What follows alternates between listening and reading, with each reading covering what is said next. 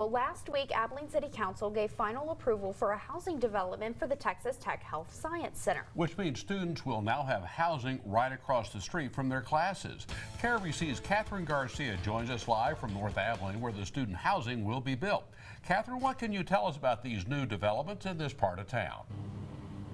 David and Kathleen, good evening. Well, as you can see behind me, these rezoned homes have already been boarded up, and I actually saw a Caterpillar earlier taking down some brush in one of these backyards of these homes. And this is not the only street that's been impacted by the health hub around Cedar and Pine. I spoke to one former resident whose home was bought out in 2010, and he says while he misses his home, he understands the need for further development in healthcare in the city of Abilene. The architecture was mixed because you don't have zoning when all these were built.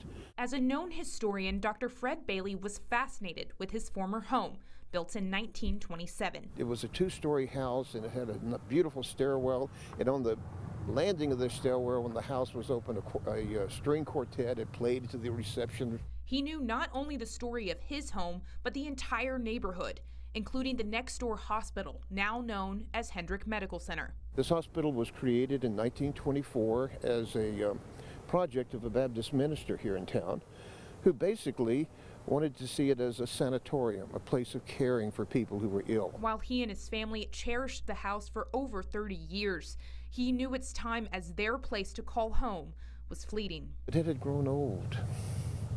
It had termites. There was no way that we could sell it.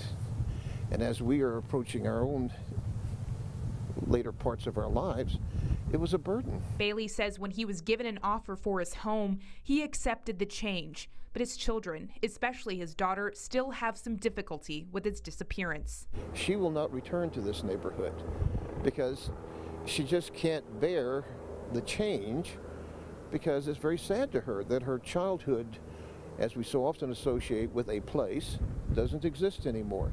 Bailey saying while he has given up his home, Hendrick in turn has given back to him, as well as others in need. For others, it is a deep sadness.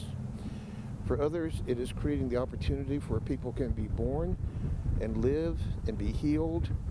And even in the end of life, as I've experienced with my own wife, a place where people can take care with compassion people as they end their lives.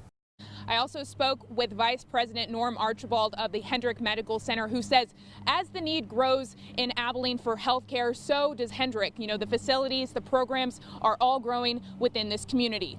Reporting live in North Abilene, Catherine Garcia, KRBC, Abilene's local news. Back to you.